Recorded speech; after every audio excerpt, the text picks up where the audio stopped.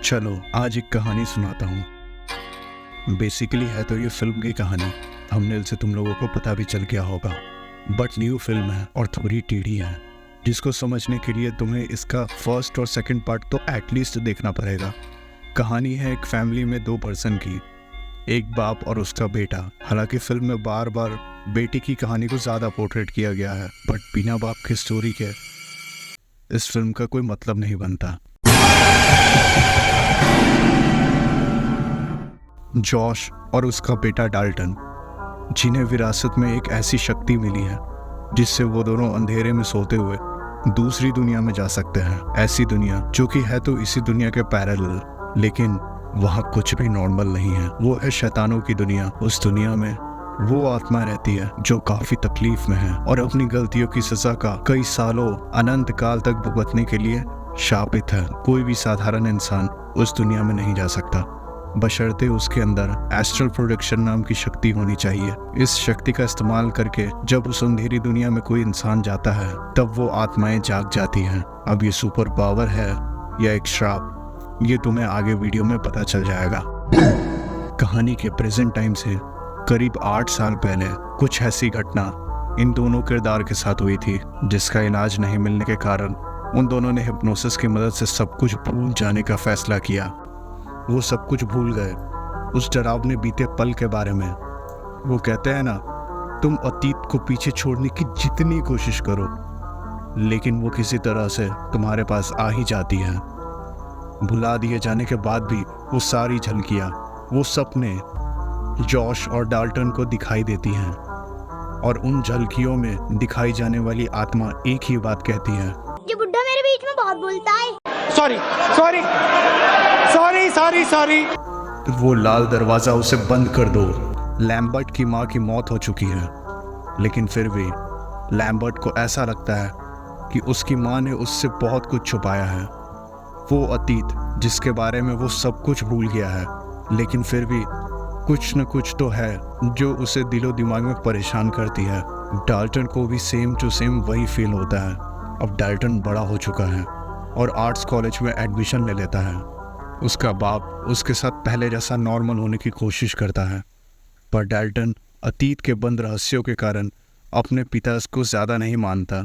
जब वो art class में ड्राइंग बना रहा था तो उसे एक प्रोजेक्ट के लिए अपने अतीत के सबसे यादगार पल की तस्वीर बनानी होती है, लेकिन अपनी उन झलकियों के कारण वो एक पेंटिंग बनाता है, एक दरवाजे की पेंटिंग बनाते हुए किसी ने उसका हाथ पकड़ा, जिससे उसके हाथों से खून निकलने लगा और उस पेंटिंग में बना दरवाज़ा उसके खून से लाल हो गया।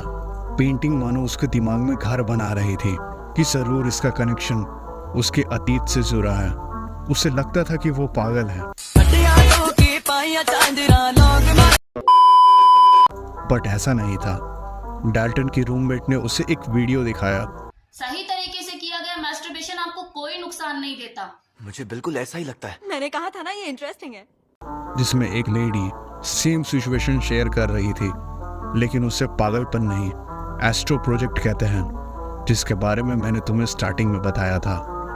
डाल्टन उस दरवाजे के बारे में और जानना चाहता है ताकि ये सब ठीक हो सके और वो नॉर्मल लाइफ जी सके।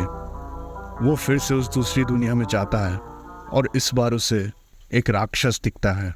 वो वापस आकर उस राक्षस की पेंटिंग बनाता है, लेकिन कमाल की बात है, उस राक्षस का चेहरा हूबहू उसके बाप से मिलता है। इधर लैम्बर्ट भी टेंशन में है और अपना इलाज करवा रहा है, लेकिन उसे कोई बीमारी नहीं है। एक दिन उसके घर पर कोई हमला करता है।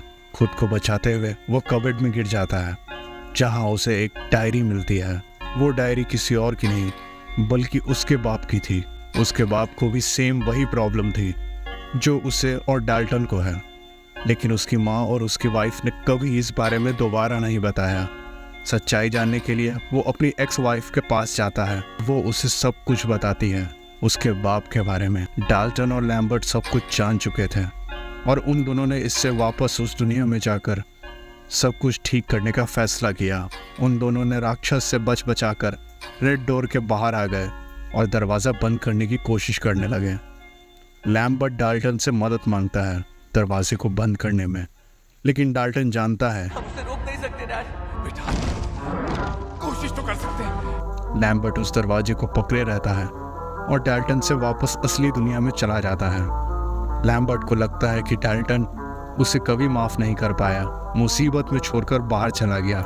लेकिन असल में डाल्टन कुछ नोटिस करता है कि अगर पेंटिंग से भी अंधेरी दुनिया में जाया जा सकता है तो क्यों ना उस पेंटिंग को काले रंग से पोत के उस दरवाजे को ही मिटा दिया जाए।